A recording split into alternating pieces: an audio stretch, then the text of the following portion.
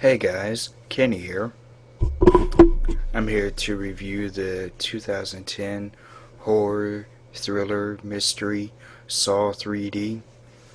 The basic plot about this is, um, let's see, Detective Hoffman has to try and go after Jill Tuck, who is John Kramer's wife, and because she's one to expose who's now behind the Jigsaw killing. Uh, that's basically that storyline. And then there's this guy. He's like a inspirational speaker, and he's published this book that is exploiting this fame that he's gotten. Uh, and he also talks with these groups of people who have survived this. He's a supposed survivor of a jigsaw trap, and he talks with these other people in these little groups who have also survived them. And he wrote this book detailing about the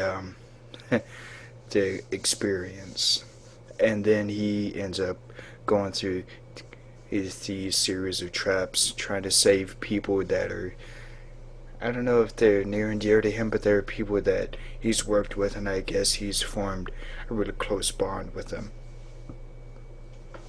And that's basically the plot of Saw 3D.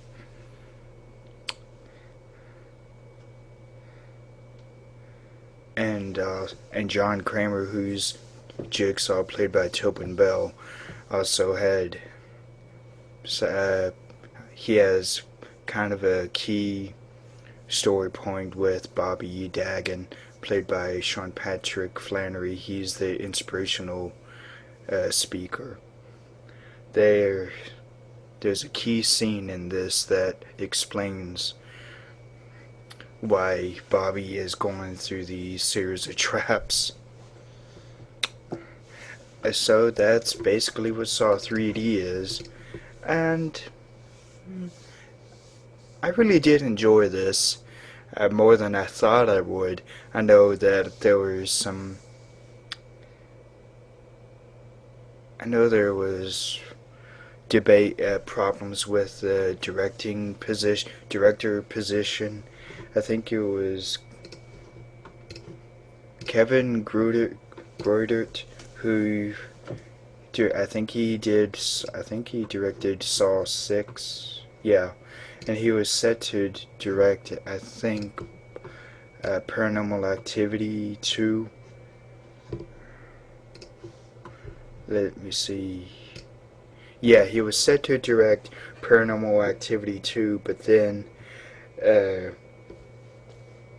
out of strange circumstances, he was made or forced to come return and direct Saw 3D.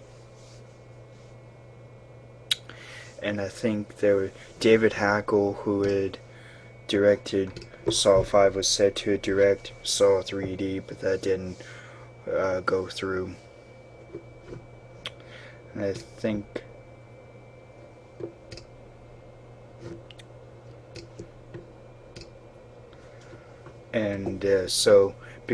because of the poor box office performance of Saw 6, there was an eighth Saw plan, but that that wasn't able to work out because of the poor box office performance. And so Saw 3D is thought of to be the final Saw. We think it might be the final one. Whoever knows with things like this, anything that's final normally isn't final. And Saw 3, the acting was pretty good. Uh,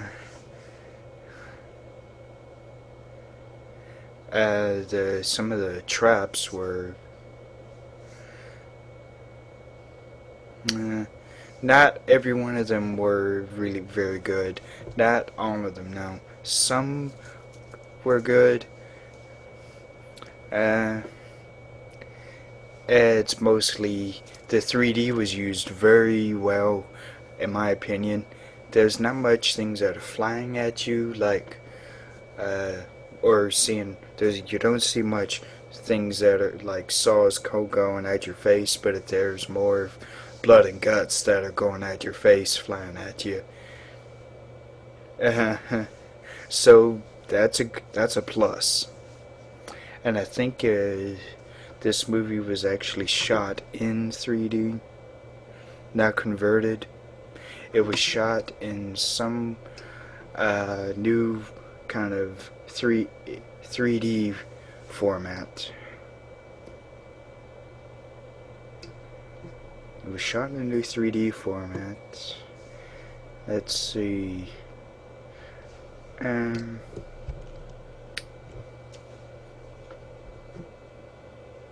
Yeah, Real D 3D. It was the SI 3D digital camera. That's what the system was used for Saw 3D. Thank God it was shot in 3D and not converted. I think if this was converted, it would have looked pretty terrible. So I was really pleased with the 3D of this, because that also made the traps and the kills much more in your face and gritty and gruesome, bloody. I don't want to forget the word bloody.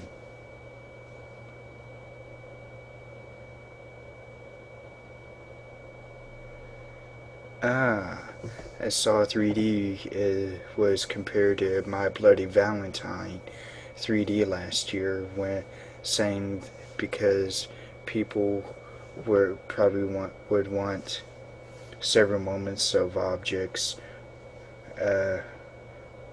move at the audience. So this was very entertaining. I was really pleased with Saw 3D. If there's anything I probably didn't like, it was I don't know if there was anything I didn't like about this. I thought it was solid all the way through. I know there are some people on here that really didn't like it, but me personally, I'm a horror buff, and I was entertained all the way through. It's just entertaining, that's it. Not much story to it. It's all out entertainment, and I really was pleased with Saw 3D. So I think that's all I have to say on this one. So stay cool and roll out to the movies. Bye.